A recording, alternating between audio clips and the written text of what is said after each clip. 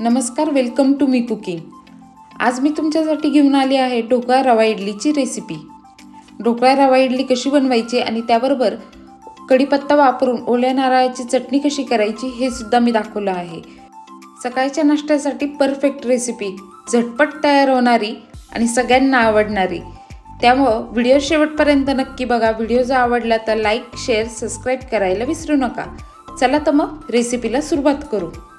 ढोकळा रवा इडलीसाठी साहित्य: मीठ, लिंबूसत्व, साखर, सोडा, हळद, तेल, बारीक रवा आणि बेसन। चला तर मग रेसिपीला सुरुवात करू। इथं मी कटोरं घेतलंय, त्यामध्ये बेसन घालून घेतेय। इथं मी हिरा बेसनचा वापर केलाय। बारीक रवा घालून घ्यायचा आहे। इथं मी बारीक रव्याचा वापर केलाय। तुमच्याकडे जर जाड रवा असेल तर तो मिक्सरला एकदा फिरून वापरला तरीही चालेल। दोन्ही छान आपण मिक्स करून घेऊ। इथे आता पिठांमध्ये मी हळद घालून घेणार आहे। हळद सुरुवातीलाच घालायची, नंतर शेवटी हळद घातली तर इडलीमध्ये लाल डाग हळदीचे दिसून येतात।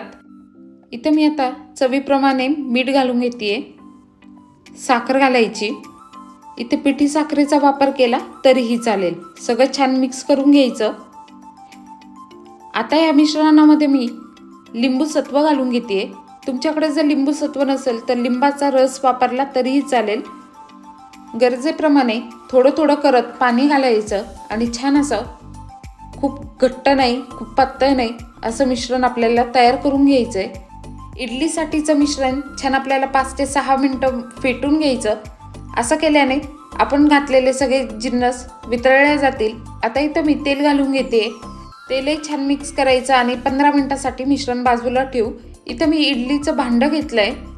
इडली करायच्या त्या प्लेटला छान आपण तेल लावून घेऊ। ही प्रोसेस आधी करायची म्हणजे वेळेवर तुमची गडबड होणार नाही। इथं ज्या भांड्यामध्ये आपल्याला इडली स्टीम करून घ्यायची आहे ते इडलीचं भांडं मी आधीच पाणी घालून पाणी उकळायला ठेवलं होतं। ते पाणीला उकळी आलेली आहे। आता पुढची प्रोसेस करू। इथं आपलं मिश्रणही छान 15 मिनिटं मी ठेवलं होतं। त्यामध्ये आता मी सोडा घालून घेतला आहे आणि थोडंसं ॲक्टिव्ह होण्यासाठी सोडा पाणी घातलेलं आहे 2 चमचे। सगळं छान आपल्याला मिक्स करायचं। मिश्रण अगदी हलकं होतं। पाणी घातल्याने सोडा ॲक्टिवेट होतो आणि आपली छान इडली फुगायला मदत होईल। भराभर एकसारखं आपल्याला मिश्रण छान फेटून घ्यायचं आहे। तुम्ही बघू शकता मस्त आपलं मिश्रण फुललं गेलंय। आता इडलीच्या भांड्यात ज्याला तेल लावलं होतं त्यामध्ये आता तयार मिश्रण आपण घालून घ्यायचं। मिश्रणामध्ये सोडा ॲक्टिव्ह आहे, त्याच वेळेला आपल्याला ते स्टीमरमध्ये लगेच इडली स्टीम होण्यासाठी ठेवून घ्यायची आहे। साधारण 10 ते 12 मिनिटांमध्ये इडली छान आपली स्टीम होते। इथं 12 मिनिटं झालेत। तुम्ही बघू शकता इडली छान फुलून वरती आली आहे। इडली थंड झाल्यानंतरच आपण आता तिला डिमोल्ड करूयात। तुम्ही बघू शकता अगदी छान पोरस आणि जाळीदार इडली तयार झाली आहे। ह्याच पद्धतीने संपूर्ण इडल्या मी काढून घेणार आहे। या पद्धतीने अगदी घरात उपलब्ध असणाऱ्या सामानापासून छान आपली इडली तयार झाली आहे। एक इडली जवळनं दाखवते। जाळीदार आणि एकदम पोरस इडली आपली इथं तयार झाली आहे। इडली तयार झाली। आता त्यावरती फोडणी काय घालायची ती बघूयात। त्यासाठी साहित्य: हिंग, मोहरी, पांढरे तीळ, साखर, कढीपत्ता, लांब कट केलेली हिरवी मिरची, बारीक कट केलेली कोथिंबीर, तेल आणि चवीप्रमाणे मीठ। फोडणी देण्यासाठी गॅसची फ्लेम ऑन केली, त्यावरती छोटी कढई ठेवून घेतली, त्यामध्ये तेल घातलंय। तेल छान गरम झालं की त्यामध्ये आपल्याला मोहरी घालायची। मोहरी छान तडतडू द्यायची।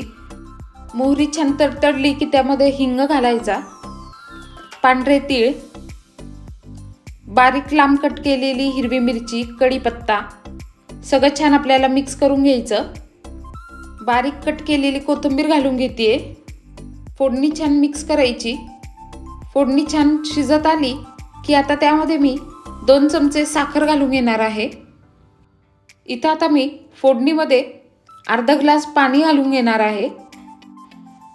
फोडणी छान मिक्स करायची आणि कमी गॅसवर फोडणीला 1 ते 2 उकळी येऊ द्यायची। फोडणीला छान उकळी आली आहे, गॅसची फ्लेम बंद करू। फोडणी थोडी थंड होण्यासाठी ठेवू। फोडणी इथं थंड झाली आहे। आता तयार इडलीवर मी फोडणी सगळीकडे घालून घेणार आहे। भरपूर फोडणी आपल्याला इडलीवरती घालायची म्हणजे इडली छान पाणी शोषून घेईल आणि इडली छान हलकी होईल।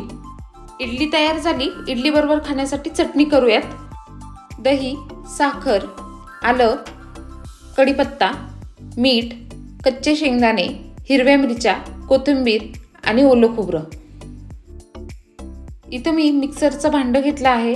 त्यामध्ये ओलं खोबऱ्याचे काप घालून घ्यायचे, कच्चे शेंगदाणे घालायचे, हिरवी मिरची, आल्याचे बारीक तुकडे, कढीपत्ता, चवीप्रमाणे मीठ, चवीपुरती साखर आणि भरपूर अशी कोथिंबीर घालायची आणि थोडंसं पाणी घालून मिश्रण छान वाटून घ्यायचं।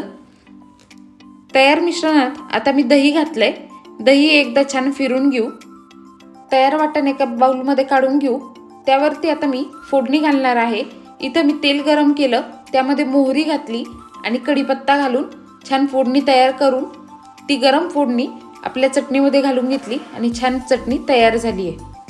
खूप कमी वेळेत आणि घरी उपलब्ध असणाऱ्या सामानामध्ये मस्त टेस्टी अशी ढोकळा रवा इडली आणि त्याबरोबर कढीपत्ता घातलेली ओला नारळाची चटणी तयार झाली आहे। तुम्ही ही डिश नक्की एकदा करून बघा। व्हिडिओ जर आवडला तर लाईक, शेअर, सबस्क्राईब करा। बाय।